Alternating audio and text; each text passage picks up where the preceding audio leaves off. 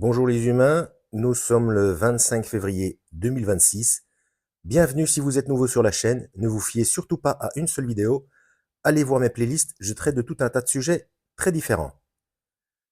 Alors, je vais vous parler un petit peu du premier roman de Dan Brown, Forteresse Digitale.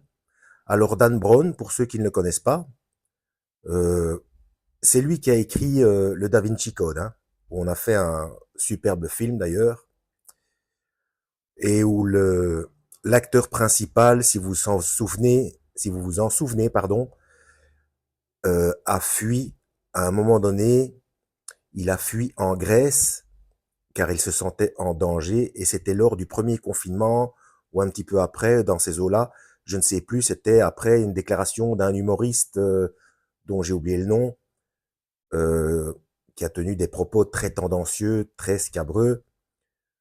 Euh, et donc l'acteur principal du Da Vinci Code était très très mal à l'aise et s'est senti en danger. Donc pour ceux euh, qui se sont intéressés à tout ça et à tout ce qui se passe en ce moment et à des, comment dire, des dossiers déclassifiés aux États-Unis, enfin vous voyez ce que je veux dire.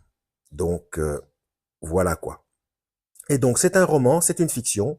Et pour ceux qui ont vu ma vidéo euh, de l'écrivain J.R. Dos Santos, ce n'est pas la même chose. En début de page, en début de roman, pardon, il n'y a pas, les informations stipulant que toutes les technologies euh, scientifiques, euh, toutes les informations géologiques et historiques sont véritables et vérifiables, hein. Donc ce n'est pas stipulé dans les romans de Dan Brown. En tout cas, pendant celui-là, celui-ci c'est le premier, hein.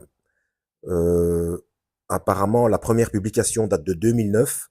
Je ne sais pas si c'est la première publication de la traduction française ou si c'est l'édition anglaise, hein. Mais bon, ça date de 2009, donc c'est déjà assez ancien. Alors, on va aller voir ce qui se passe là-dedans. Je n'ai lu encore que quelques pages et voici sur quoi je tombe. Alors, je rappelle que c'est une fiction, c'est un roman, hein. Et donc, un certain organisme des États-Unis n'était pas aussi connu que maintenant, surtout euh, depuis l'affaire Edward Snowden. D'ailleurs, je vous invite à regarder le film Snowden, un très bon film avec comment ça, il s'appelle cet acteur, Guaynael quelque chose, je ne sais plus, j'ai oublié. D'ailleurs, il y a des bruits qui courent à son sujet aussi, mais bon, ça c'est une autre histoire. Et donc, on va parler de la National Security Agency, hein, à cause de laquelle Edward Snowden a dû fuir en Russie, notamment. Bon, je vous invite à faire vos propres recherches. Vous allez voir, c'est assez intéressant.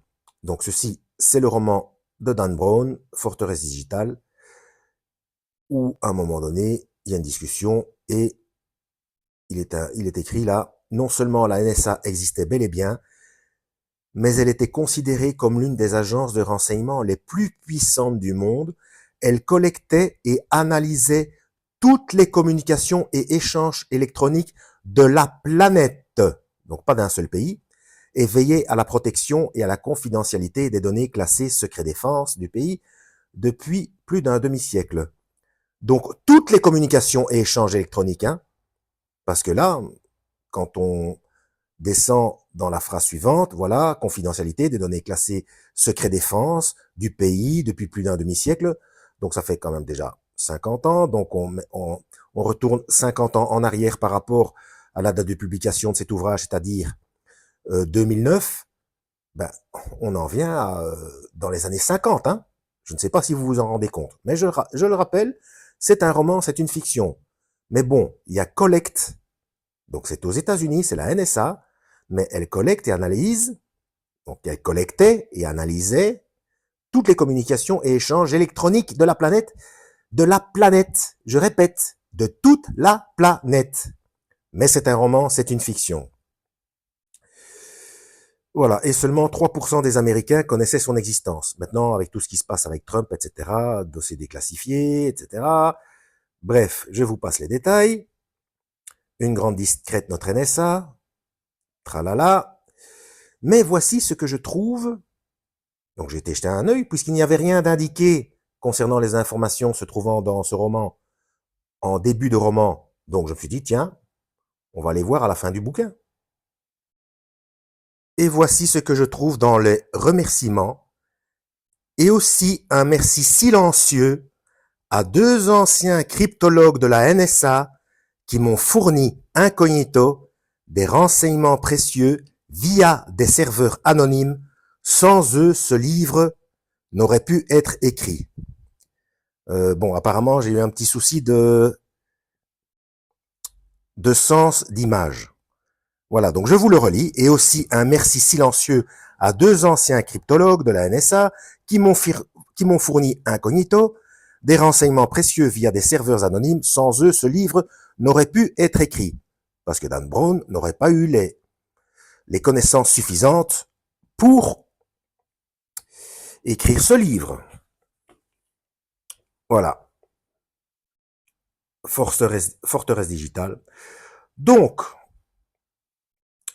je mettrai en description la playlist correspondante à ce genre de connaissances. Voilà. Donc tout ça, ça n'apporte strictement rien au salut de l'âme, mais ça permet de comprendre comment la planète fonctionne. Hein. Donc, à la prochaine, allez voir en description, lisez la Bible et que Yahweh vous guide.